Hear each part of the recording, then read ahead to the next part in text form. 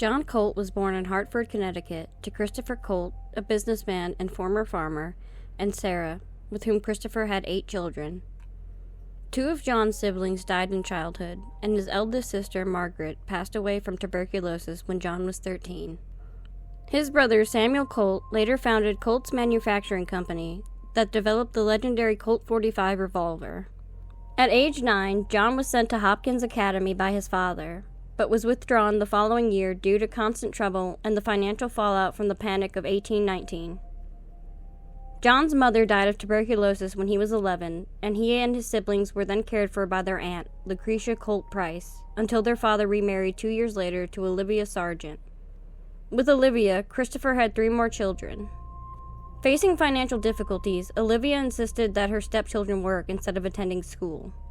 Their sister, Sarah Ann, acted as a surrogate mother until she was sent to work for a relative. John kept locks of hair from Sarah Ann and Margaret throughout his life. At 14, John began working as an assistant bookkeeper for the Union Manufacturing Company in Marlborough, Connecticut, but left within a year. He then moved to Albany, New York, before returning to Hartford in 1826 to study at an academy for 3 months.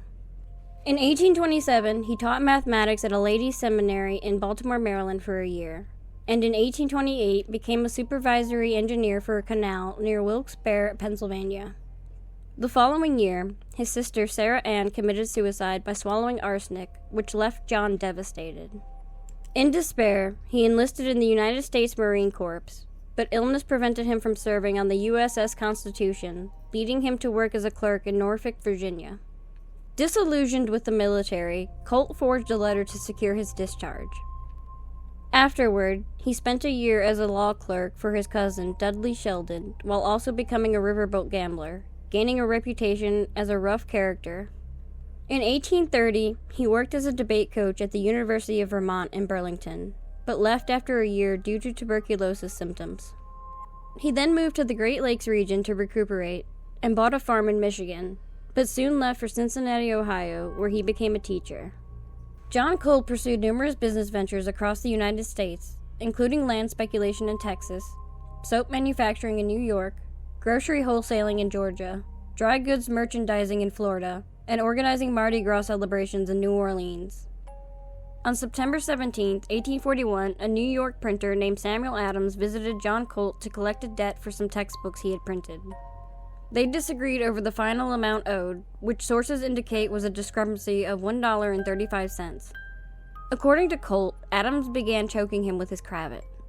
In self-defense, Colt reached for what he thought was a hammer, but it was actually a hatchet. Colt struck Adams 4 or 5 times with the hatchet, causing Adams to fall to the floor. Realizing Adams was dead, Colt cleaned up the blood.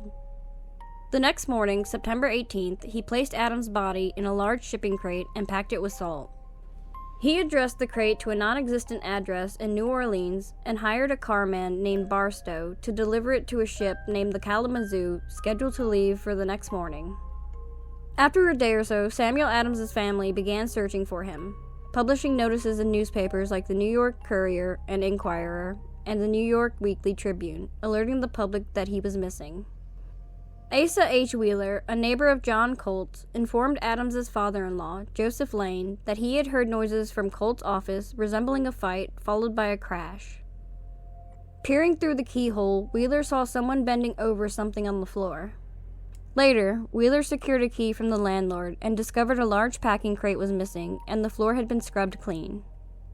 On September 22, 1841, Colt visited Adams' print shop, inquiring about his books and Adams' whereabouts. Charles Wells, Adams' bookbinder, informed Colt that Adams was last seen heading to Colt's office. Colt made no reply to the implied allegation and excused himself. Lane, Wheeler, and an employee of Adams named John Loud examined Adams' ledgers for any transactions involving Colt and presented their findings to the mayor of New York City, Robert Hunter Morris. Other witnesses confirmed that Adams was last seen entering Colt's apartment on September 17th and that Colt had a crate delivered the next day.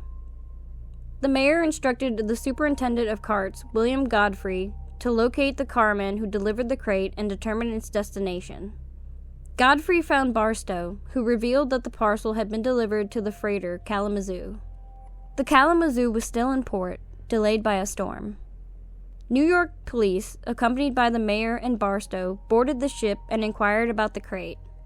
The decomposing body inside had started emitting a strong odor, which the ship's crew assumed was rat poison. When the stevedore opened the crate, they found a half-clothed male corpse wrapped in a shop awning, bound with rope, and packed with salt. A scar on the body's leg and a single gold ring identified it as Adams. Colt was arrested on September 23rd by New York police and the city's mayor. Among Colt's possessions, they found Adams's gold pocket watch engraved with an image of the U.S. Capitol. The trial began on January 13, 1842, with Colt represented by a team of 3 attorneys, his cousin Dudley Sheldon, John Morrill, and Robert Emmett. They were compensated with stock from Samuel Colt's new company, the Patent Arms Manufacturing Company of Paterson, New Jersey. The chief prosecutor was James R. Whitting, district attorney for New York County, and the presiding judge was William Kent. The Colt-Adams murder trial dominated the popular press at the time, overshadowing news of another New York murder, that of Mary Rogers. The media portrayed John Colt as a former professional riverboat gambler with public affairs, a common-law wife, and a history of committing perjury to enlist in and leave the Marines. The crime's nature, and Colt's cohabitation with his unmarried pregnant partner, Caroline Henshaw, added to the publicity, but most of the interest stemmed from his relationship to Samuel Colt. New York papers like The Sun contributed to the sensationalism, even incorrectly labeling a picture of P.T. Barnum as Samuel Adams. Throughout the trial, the New York press repeatedly accused Colt of cold-blooded murder. Colt's lawyers continually petitioned Judge William Kent to restrict press coverage, but Kent refused, stating, "The court has done everything to prevent the jury from being influenced from without." Halfway through the trial, Prosecutor Whitting alleged that Adams had been murdered with a Colt Patterson revolver rather than a hatchet. This conclusion was based on the testimony of Dr. Gilman, who examined the body with the coroner and noted a round hole in Adams's skull that couldn't have been made by a hatchet. Dr. Gilman suggested that Colt had used a revolver in a premeditated act to lure Adams to his death. Although no witnesses reported hearing gunfire, Whitting argued that a revolver ball fired by the power of a percussion cap alone could kill a man without the noise of exploding black powder. Several witnesses, including an early ballistician named Zabriskie and Samuel Colt himself, testified against this idea.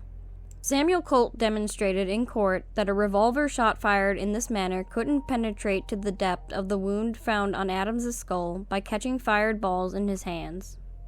Despite Sheldon's objections, Whitting had coroner David L. Rogers bring Adams's skull and the hatchet into the courtroom to show the jury the direction and number of strikes. John Colt was reported to have covered his face during this demonstration. The cylindrical wound, which Whitting and Gilman thought was caused by a revolver ball, was actually caused by one of the nails used by Colt to seal the crate. Dr. Gilman conceded this point and admitted that no foreign object, such as a ball from a revolver, was found in the victim's head. John Colt admitted he had killed Adams and claimed he'd planned to confess before his arrest, stating he acted in self-defense, saying, "I then sat down, for I felt weak and sick. After sitting for a few minutes and seeing so much blood, I think I went and looked at poor Adams, who breathed quite loudly for several minutes, then threw his arms out and was silent. I recollect at this time taking him by the hand, which seemed lifeless, and a horrid thrill came over me, that I had killed him." Colt reported that his initial thought was to burn down the building and destroy evidence, but reconsidered to avoid causing more carnage, as many people lived there. Instead, he decided to dispose of the body in a large packing crate, wrapping it in an awning and binding it with rope. After scrubbing the floor, he threw Adams's clothes in a nearby outdoor privy, then stopped at the Washington bathhouse on Pearl Street to wash the blood from his clothes and hands. Closing arguments were made on January 23, 1842.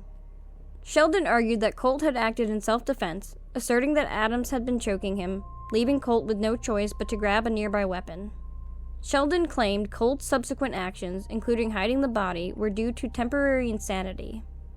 In a 2-hour rebuttal, Whitting countered that the killing was premeditated. He pointed to Colt's demeanor during the trial, the taking of Adams's watch, the conspicuous placement of the hatchet, and the methodical disposal of the body as evidence against Colt's claims of self-defense.